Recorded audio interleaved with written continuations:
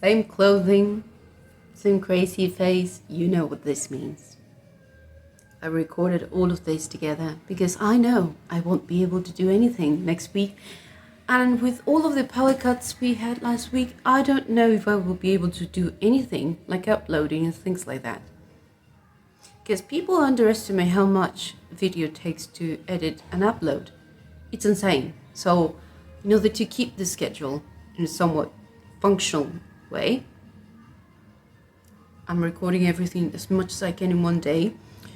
And then I will try to upload and pre-record everything as much as I can to just be somewhat consistent with uploading. Let's get into it, shall we?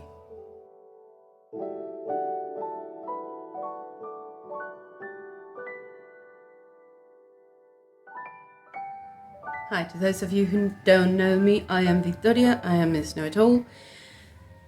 And today I want to speak about parents. I know it's one of my favorite topics, but this time around it's not my parents. It's about a neighbor, actually, I have, which it happened to be. It's not my high school mate, because she wasn't from the same class I was in. She was a couple classes above me, like she was older than me by a couple of years. And I just happened to have discovered that the three girls that live 2 houses away from me, they are essentially, they are her daughters. And we just hang out almost every afternoon with a neighbor. And to give you an idea how they look, they essentially look and behave like the 3 daughters of Groot, my favorite villain. Mi sono favorito. I don't know how it's called in English. Like the nerdy one, about 10 years old, with glasses, and then the middle child, and then the very sweet, lovely toddler. But for some reason, this 3-year-old toddler is watching horror movies, and her mother doesn't do anything about it. Like very hardcore horror movies. Like the Chucky and Megan, and she's 3, my love. But here's the thing, that's not the only issue. Like the few times I've hung around with those children, quite a few times, but I mostly hang every time that the mother shows up. She shows up and she says, because I've told her in a very jokingly manner, oh yes, I am alone living with my cat. I have become the ultimate stereotype. I'm in my 30s with a cat. I'm a loser. Have you seen those self-deprecating jokes that I tend to do? Yes, they're true, but still. She said, oh, please, that's nothing. At least it's a cat. It's not demanding and annoying like children. She said that in front of her own daughter.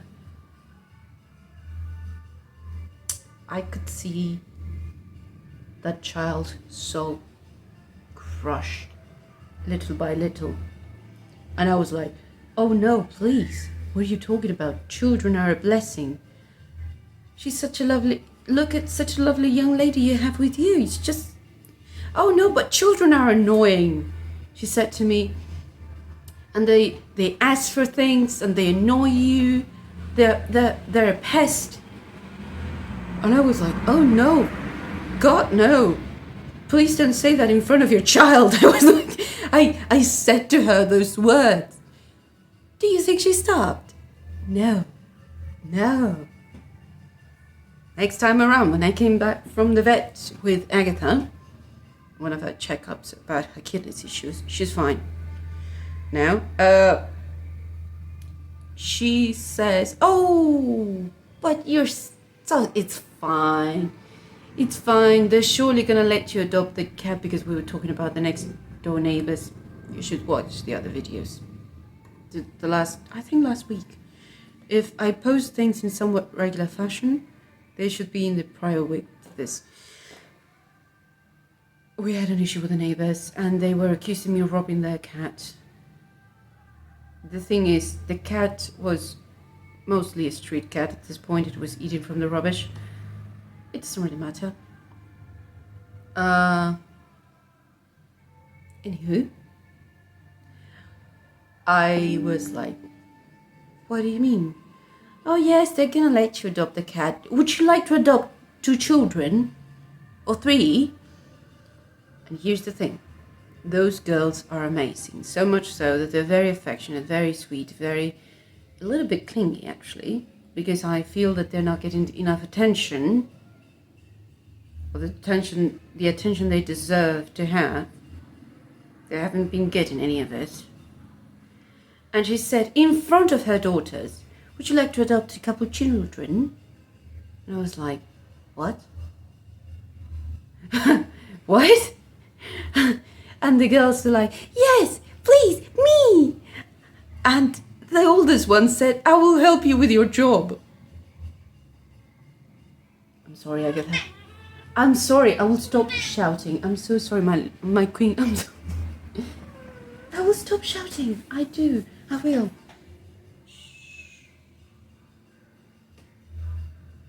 The kids wanted to be adopted. And to be honest, I wouldn't blame them. Of this 2 or 3 times I have spoken with the adult version of this woman, because I won't take the teenage version. She was a bit of a... I do remember her in high school, and it does make sense. She's still pretty much the same individual, which is not good. In her case in particular, it's not good. Yes, darling, I know. Here's the thing. When you're a parent, I understand you feel in a certain way. I understand children can be a complete pest. They can be annoying. You can be going through a lot.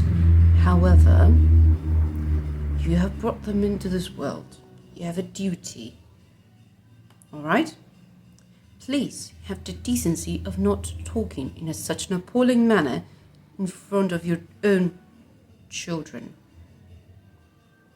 They're human beings, for the love of God.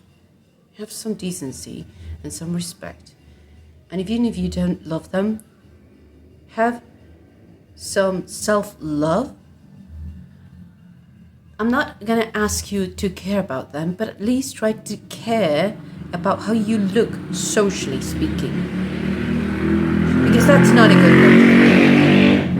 It's not cute, it's not quirky, it's not a good look. So if you don't care about the feelings of those children, for the love of God, care about at least the appearances and how you look. I am trying now to avoid as much as possible to hang around, because I don't want to... It's just an overall gut-wrenching situation when you go through that. And my other neighbor, the evangelist, she spends time with her because they go to the same church. Whole different story. Even though the little girl goes to Catholic school, they go to the same church. She's even a little bit... I can see in her face that her patience is being challenged, and her good Christian nature is being challenged with that situation, because she's being like... We are like the informal nannies of the street. And I think we are at times more concerned about the children than she herself it is. And summer hasn't even started. And 3-year-olds should not spend the entirety of their day in the street. It's just not safe. It's not like she's surrounded by other children. It's not like there's someone watching. No. There's no one watching. And they just glued themselves to you. They just like, Victoria, te quiero. Victoria, I love you. Just like, ah. And they follow you everywhere. And I understand the children, but the parent, like,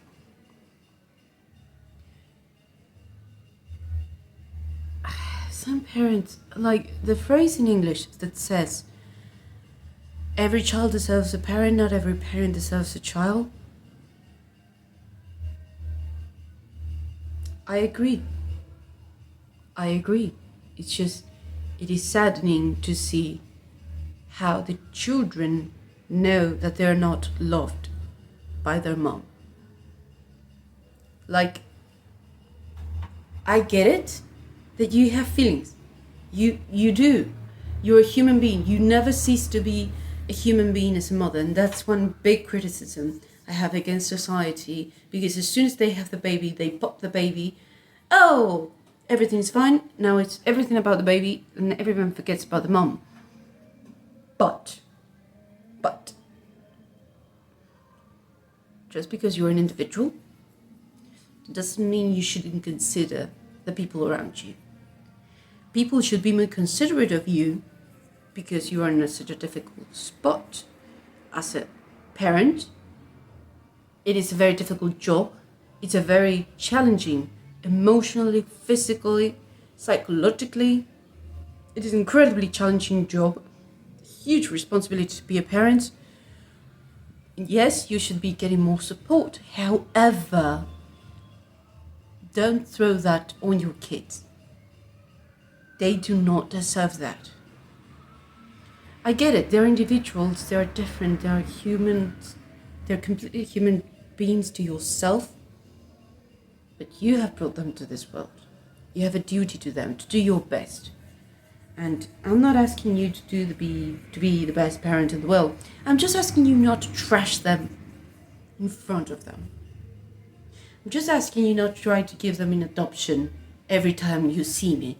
I'm just asking you not to speak poorly because she mentioned the thing of, oh, kids are a pest, kids are annoying, and kids are a burden. She said those 3 sentences at least twice in the 3 times we have seen each other. In the first time, we barely spoke to each other. So, of course, she didn't say anything to me.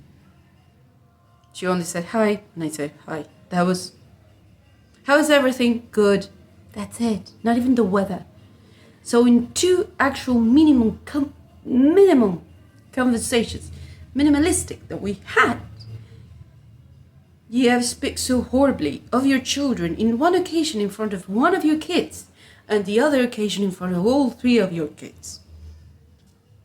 Please don't do that. Just don't do that to your children. Just don't. I'm not asking you to be good to your children. I'm just asking you not to be bad. That's the bare minimum. You have brought them into this world. Do the bare minimum. Don't be a wench to them. Just, for God's sake, don't be a wench. That's why whenever people, and even though I'm a Catholic and I'm very traditional and very conservative in many things, when people say, I don't want to have kids, that's great. I know I would be a terrible parent. I believe you. Don't have any kids. I don't know if I would agree with abortion, but I would agree that you try your best in, organically, like not having sex, for example. Abstinence is a really good practice. Do your best not to have kids because, my love, if you know that you're going to be a horrible parent, please abstain yourself of engaging in the activities that will lead you to become a parent. I am not the kind of people who would push parenthood into somebody, whether they're ready now or if they will ever be ready. Because some people will never be ready, even in 5 reincarnations. Like, even if Jesus was standing in front of them, they're not going to be ready for it. It's just... have you ever felt pity for a child? Like, you can see the light coming out of their eyes whenever their parent speaks of them. It's just heartbreaking. It's just, don't do that. Please don't do that to your child. Or to any child. It's just, I think it would have been nicer to just tell them that Santa doesn't exist. Because you keep telling them every day that you don't love them. That's even worse than just telling them that Santa doesn't exist, which he does. He's a saint.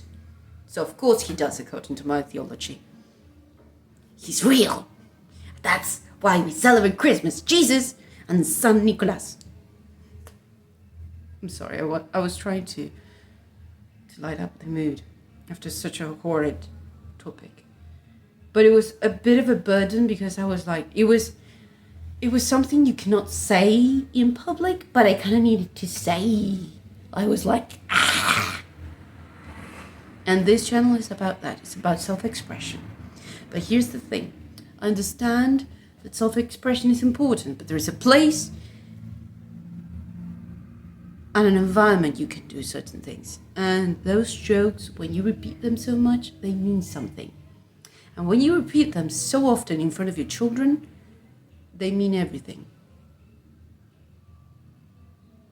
So please, just stop. Get some help, okay? I wholeheartedly feel pity for those children. My cat is more beloved than those children. And that's the sad thing. Because it's not even my cat. So, I don't know. They're adorable children. That's the thing. They do look like Gru's children. The foster children. It's just sad. And I wish I could hug them and take their pain away. That's why probably they want to be adopted by me. But I'm like, I can't. What are you talking about? I can't.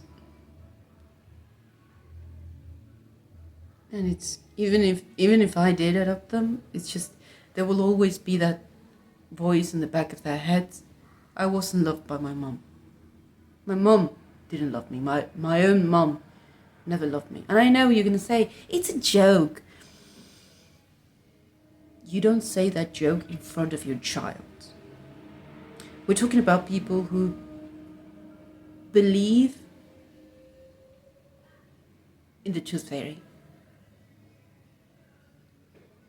You tell them that the tooth fairy exists and the Spider-Man is real, and they will believe that. Those same children are listening to your joke, saying how miserable of a burden they are. So if you tell them anything, even if it's a joke, they will believe it. And you know what? They don't deserve that. You can self-express in a different place, a different time, in a different environment, but just not in front of them. For God's sake, don't do that. To yourself, to nobody, just don't. To anyone who has had a parent like that, I sincerely wish you the best of luck, and may you find loving people who can fill that hole. May you find a way to love yourself in the way your own parents didn't love you. And until next time, I wish you nothing but the best. Stay as sane as possible. Stay safe, and until next time, bye-bye.